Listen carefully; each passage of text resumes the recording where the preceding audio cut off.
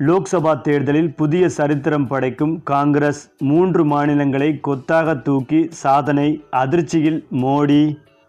அதாவது பாஜக பலமாக ஆட்சி செய்து வரும் மத்திய பிரதேசம், உத்தரப்பிரதேசம், ராஜஸ்தான் ஆகிய மாநிலங்களில் ஏற்பட்டுள்ள உட்கட்சி பூசலால் அதிகப்படியான தொகுதிகளை அந்த கட்சி இந்த தேர்தலில் இழக்க நேரிடும் என ஒரு கணிப்பு வெளியாகி உள்ளது.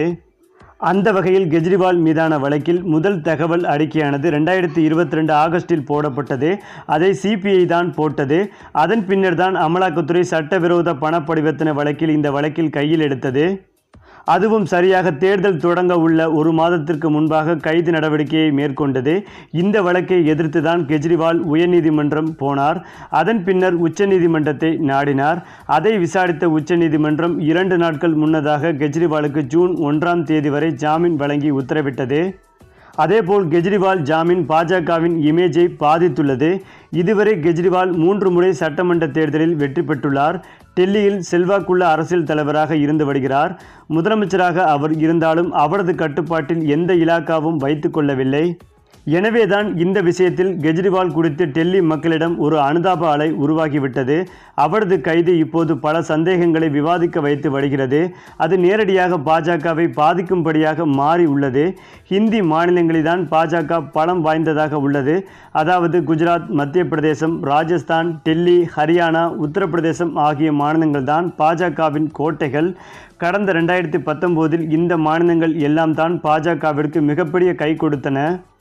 அதேபோல் இந்த முறை ராஜஸ்தான், மத்திய பிரதேசம் ஆகியவற்றை எடுத்துக்கொண்டால் சட்டசபை தேர்தல்களில் பாஜக தான் வெற்றி பெற்றது. இந்த 2 மாநிலங்களிலும் பாஜக தான் முதலிடத்தில் உள்ளது. ஆனால் மத்திய பிரதேசத்தில் பாஜகவின் செல்வாக்கு மிக்க தலைவராகவும் முதல்வராகவும் இருந்த சிவராஜ் சிங் சவுகானை மாற்றியது பாஜக தேசிய தலைமை. 3 ஆண்டுகள் 265 நாட்கள் தான் இவர் பதவியில் இருந்தார். அதற்குள் யாதவ் சமூகத்தைச் சேர்ந்த மோகன் யாதவை முதல்வராக மாற்றியது பாஜக. இதனால் சவுகான் சமூக மக்கள் அதிருப்தியில் உள்ளனர். மேலும் இவரது ஆதரவாளர்களும் அதிருப்தியில் இருந்து வருகின்றனர். இதனால் மத்திய பிரதேச பாஜகவில் சின்ன சலசலப்பு உண்டாகி உள்ளது. அது இந்த மக்களவைத் தேர்தலை பாதிக்கும் என்கிறார்கள். சவுகானுக்கு வயதாகிவிட்டது என்று சொன்ன பாஜக இப்போது மோடிக்கு வயதானாலும் பரவாயில்லை, அவர்தான் பிரதமர் என்கிறார்கள். இதனை போன்றே ராஜஸ்தான், இங்கே முதல்வராக இருந்த வசுந்தரா ராஜேவை கலற்றி விட்டுவிட்டு பஜன்லால் சர்மாவை போட்டுள்ளது பாஜக. இதுவும் உட்கட்சி பூசலை உண்டாக்கி உள்ளது.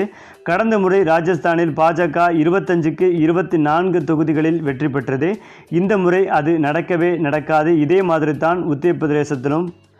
கடந்த 2019 பகுஜன் சமாதி கட்சியும் சாச்வாடியும் சேர்ந்து போட்டியிட்டன. ஆனால் பகுஜன் கட்சி கிட்டத்தட்ட 10 சீட்டுகளை வெற்றி பெற்றது.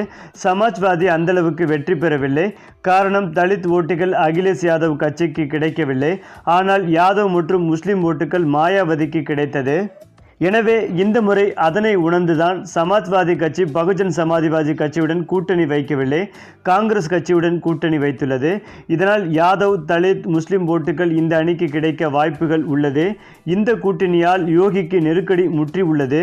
பாஜக கடந்த முறை பெற்ற சீட்டுகளில் கால்வாசியை கட்டாயம் இழக்கும் நிலை ஏற்பட்டுள்ளது.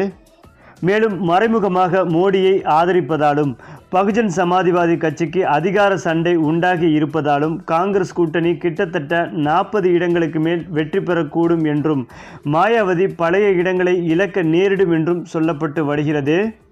இந்த நிலையில்தான் உத்தரப்பிரதேசம், மத்திய பிரதேசம், ராஜஸ்தான் என்று 3 மாநிலங்களை கொத்தாக தூக்கி காங்கிரஸ் இந்த லோக்சபா தேர்தலில் புதிய சரித்திரம் படைக்கும் என்று தற்போது தகவல்கள் வெளிவந்து பாஜக தலைமையான பிரதமர் மோடி அவர்களையே அதிர்ச்சியடைய வைத்து வருகிறது.